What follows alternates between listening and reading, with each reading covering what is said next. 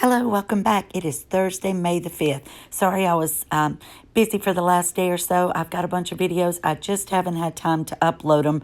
And I really wanted to do a different one now, but everything is coming out so much with Tina Brown and all the interviews on the book that I feel like I almost need to discuss these before actually going back to reading the book. And I'm still trying to find out why some people can still see it and some can't. But anyway, let's move on. That's not why you're here. I hope everybody's having a great day and has had a good week so far. All right, here's my copyright. And we're going to talk about how Meghan and Harry are described by the palace staff in the bombshell new book, Newsweek. Meghan Markle and Prince Harry's royal exit is mapped out by palace staff past and present in Tina Brown's new book. And I'm going to get to it, guys. It's just, let me go back up. She's doing so many interviews and is talking to so many different people that I swear I feel like I need to kind of cover this as it's coming out. But I don't care for Jack Royston. But anyway, I'll just go ahead and tell you what he writes about what Tina says. So Meghan Markle and Prince Harry's royal exit is mapped out by the palace staff. The Palace Papers gives the other side of the story about Meghan and Harry, what they told Oprah Winfrey of the alleged persecution at the hands of the institution of the monarchy in their March 2021 tell-all. And the former magazine editor's sources spoke of shouting fights, diva demands, and, well, a failure to understand the palace machine could not function like a Hollywood PR team. And when Tina starts out in her book, and from the first chapter I read, she was just talking about this as post-Diana and how there could never be somebody else who came in like Diana, who eventually tried to seek the spotlight and become a celebrity-like entity, and that no longer was there to represent the royal family, because it's supposed to always be about the Queen, and all of the other working members of the family are supposed to be there and serve as ambassadors, representatives for the monarchy. And again, the person that is in charge or the head of that, the crown, is Queen Elizabeth. So Meghan was explaining this, and when she says she didn't understand, in her own mind, in her own reality, what she didn't understand is why she couldn't have a voice and say what she wanted to. When she says her voice is silenced in that interview, I think what she means is that when she went on these tours and she acts as a representative, you don't go out and just start speaking about feminist rights. You don't start talking about equality or who should be allowed to do what, and, women that should have a say over what they do with their bodies. She thought that she was on a superstar platform, that because she was never noticed before as a Canadian streaming show called Suits, that, we didn't know were in America, in the United States. We'd never heard of her. But she thought, my gosh, I have married into one of the richest families in the world. I'm now going to receive global recognition. And when she said she was going to hit the ground running, what Meghan meant is she was going to hit the ground running, pushing her own narrative. She thought she could make money any way she wanted, and that nobody was going to tell her anything different. And that's what she's talking about when she says she felt silence. No, but we all know that you don't do that. You don't see Catherine doing that. You don't see Camilla doing that. You just don't see. You don't see Sophie doing that. You don't see Princess Anne. It's not what is done, and it was explained to her. However, she was going to do whatever she wanted to do because Meghan was a diva. A former palace advisor described how Harry came to fall for Meghan during the early days of the relationship. The book source said of Meghan, very impressive, very strong, very motivated, brought up to think that she can change the world. It's a very American type. We don't have them here. So when they say that, I've heard some of the people that are pro-Meghan say, well, they just didn't get it. She was a hard worker. She did this, she did that, and they just weren't used to it. No, they weren't used to someone ordering them around. When you're an actress and you have people that you pay to be your agent, to be your PR spokesperson, to be your hairstylist, makeup artist, all of those things are, so they work for you, they're employed by you. So Meghan came into the monarchy thinking, well, these people are paid by the royal family, so they have to do whatever I say. And that wasn't the way, and that's why people who work there were put off by it. You don't talk down to people. You talk to the lowest member of the staff the same way you would to the person in the highest position at the firm or institution. You treat everyone the same, everyone with the same level of respect, no matter what their job title is. And Meghan wasn't going to do that because she felt so superior to everyone else. And now she's thinking, I'm a princess, I'm a duchess, and everybody has to curtsy to me, bow down to me, and do whatever I say. Well, that wasn't her place to do that. And instead of correcting it, Harry just conformed to trying to smooth over things, trying to make it okay for going back, trying to say, oh, don't report this, that she's bullying the staff, or I'll have a talk with her. She doesn't know. She doesn't mean anything by it. She did know. And the problem that started when she entered the royal family is I think they thought, we want to welcome her. She's, I think Harry told them, we're going to be like her new family. She doesn't really have a family. So everybody welcomed her with open arms, greeted her, felt sorry for her, I think, almost in a way.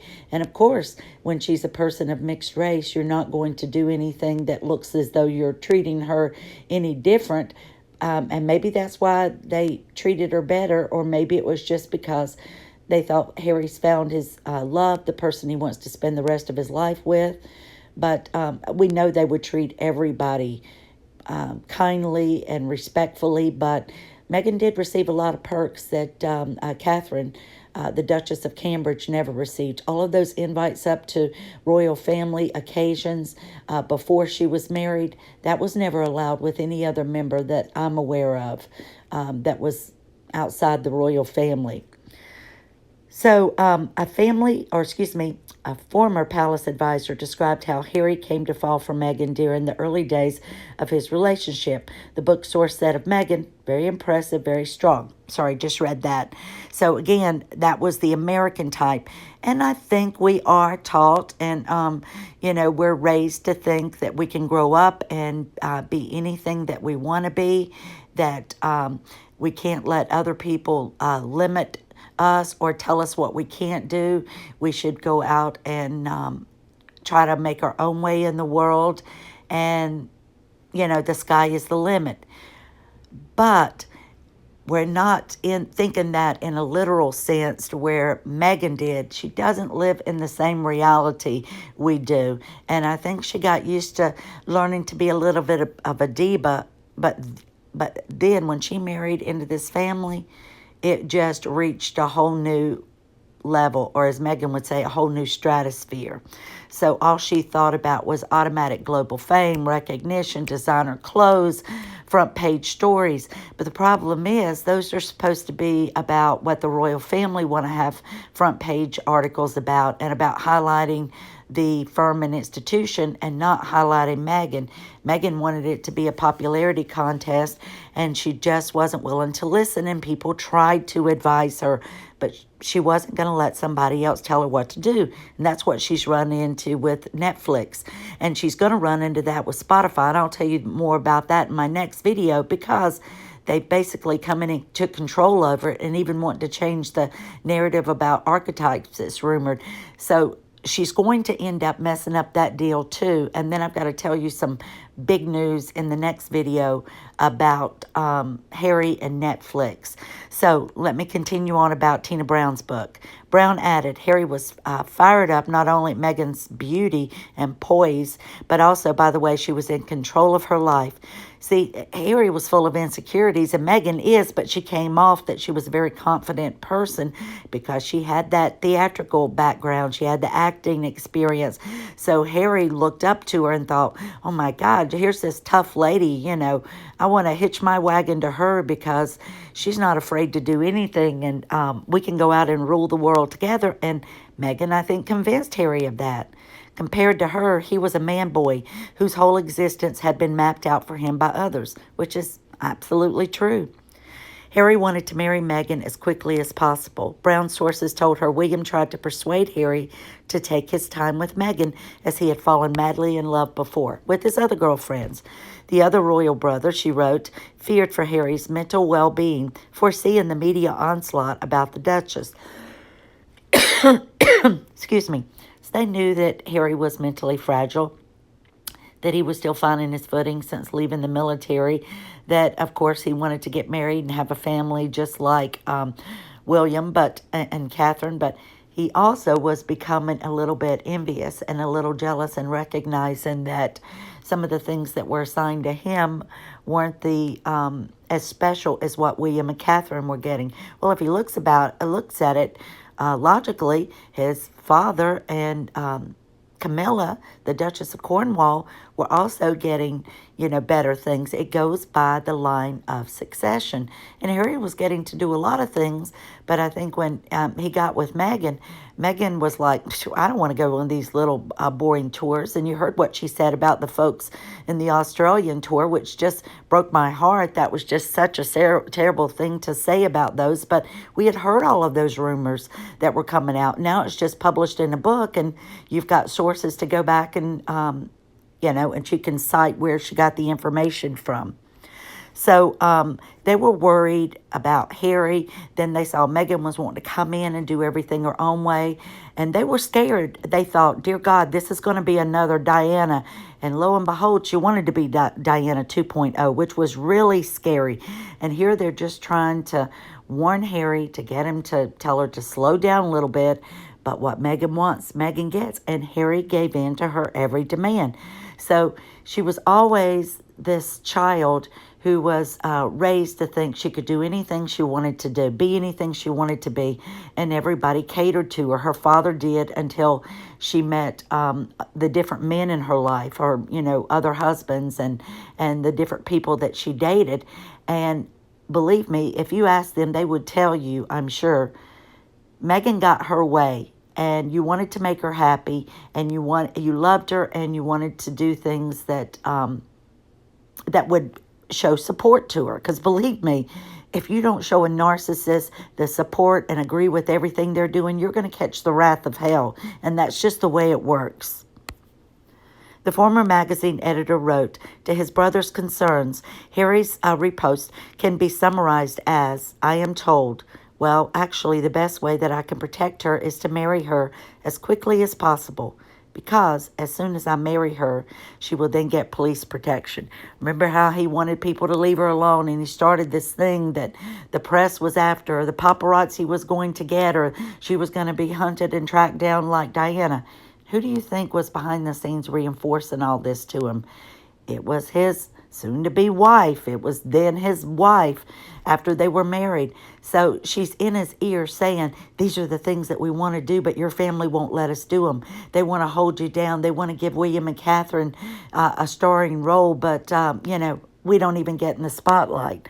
And that's when she started convincing him, I think, that he didn't have the dynamic and the family relationships that he thought he had, but she was having him focus on the things that were always something that were made him feel a little bit inferior to his brother and a little bit insecure. So this right here, people, is what began to widen the gap between his relationship with his brother and himself, and with the wives, because, he wanted to go in and take over this and take over that, and they were going to partner and do things.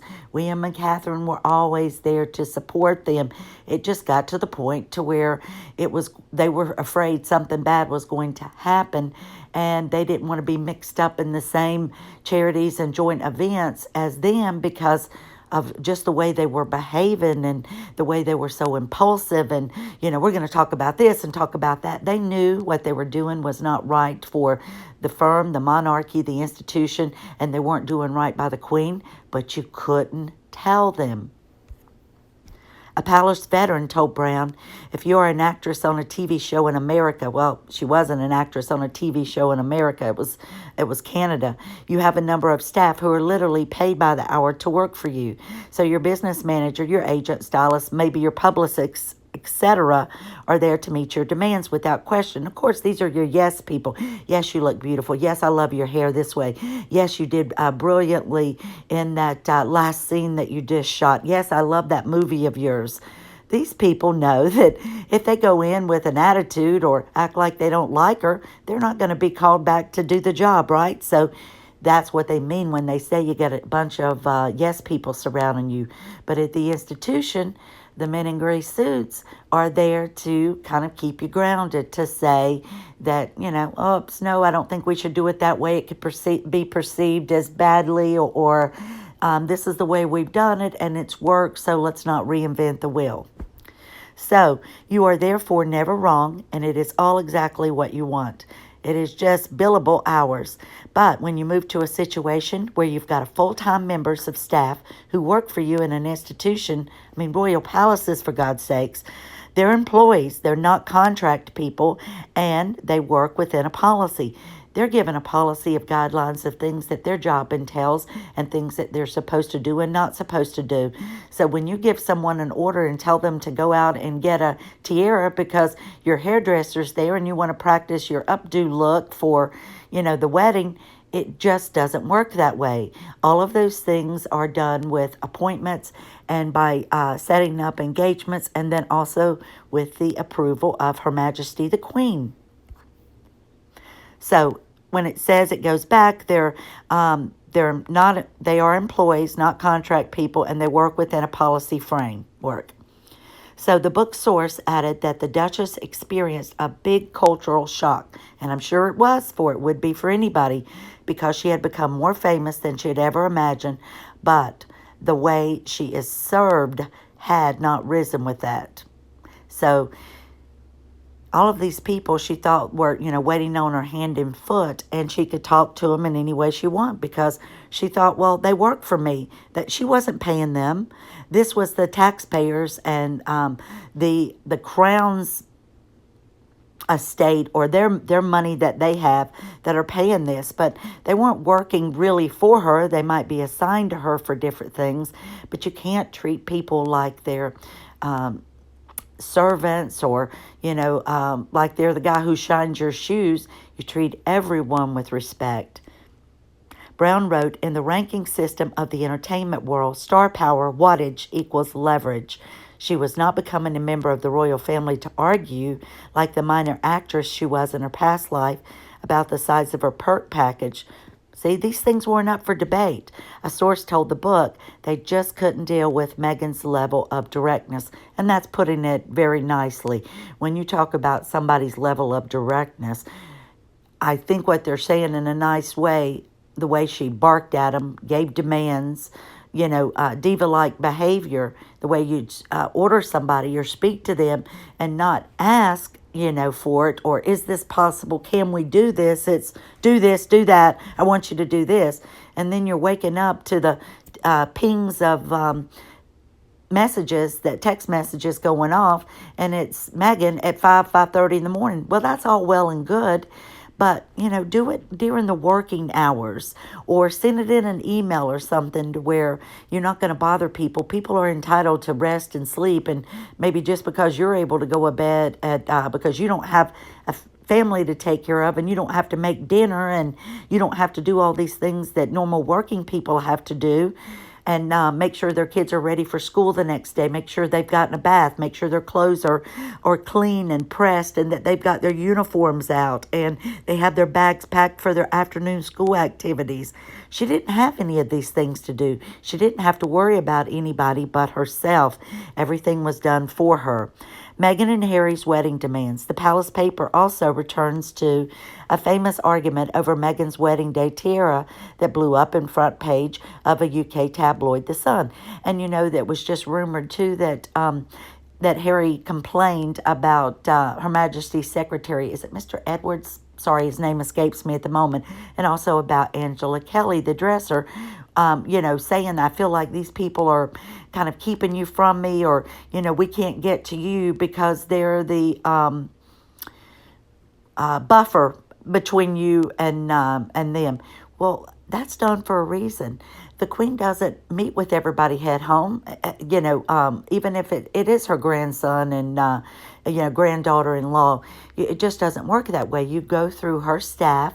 There is a process, and then everything is arranged. They get permission from Her Majesty, and if she okays it, then they go back, set it up, contact you, set up a meeting or an appointment or a time that's mutually convenient for all the parties involved, and that's the way it's done. So for Harry to go in and complain about that in the so-called secret meeting, then that just shows how childish and immature he and Meghan really are. So then the dispute after the couple felt Kelly was dragging her heels over their request to access to the headpiece. However, a source told Brown that staff were just fed up with Meghan making demands of them in the run-up to the May 2018 ceremony at St. George's Chapel in Windsor. The insider said Meghan would say, "I'll just do whatever you want me to do." See, she always tried to act like, "Oh, you just tell me, I'll do whatever you want." Meanwhile, she eventually got the chapel she wanted, the preacher she wanted, the choir she wanted, the dress she wanted, the tiara she wanted, the candles she wanted, the location for the after party, the chef she wanted, and the entertainment she wanted, the guest list, and no one said no to anything. Well, that was a mistake of theirs, but I imagine they didn't see it at the time. So Harry is demanding all of these things. Well, this is what we want, but really it's what Meghan wanted, and Harry was going to make sure that he spoke up on her behalf to see that they were able to get all of those things.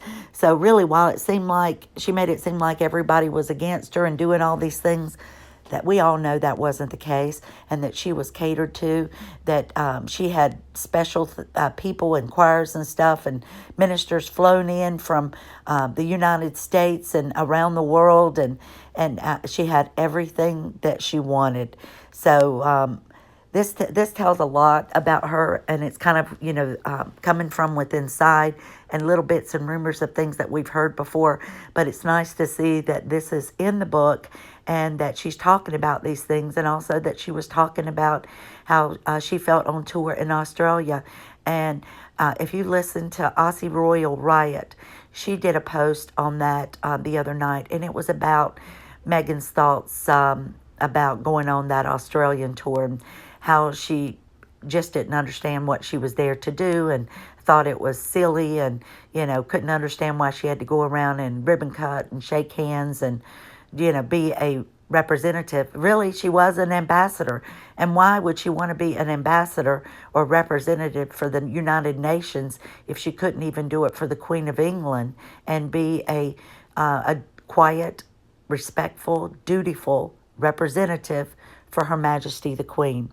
Well, that's all in this, and I'm going to record some more later, but I've got a couple of good ones for you, and one that I've been working on that's going to be about Prince Harry and Meghan and what I think is going to happen with them. I'm going to give you my predictions and my thoughts behind all that. Plus, I've already got information gathered for one or two other videos beyond that. So just as soon as I can get them recorded, I will. And as soon as Tina Brown stops going on tour and telling everything in the book, maybe I can get back to the book and start recording that. But again, I'm still trying to figure out why some can't see it, but I may just have to record it, and then whoever can see it can, and whoever can't, then I'll just apologize, because I've got no explanation for it, and YouTube has not been able to tell me anything. So, I have no idea. But anyway, have a great day, everybody. Take care of yourselves. Hope everybody is healthy and well, and sending you lots of positive vibes and love, and I'll talk to you soon. Thank you for being here. Don't forget thumbs up and like and a comment.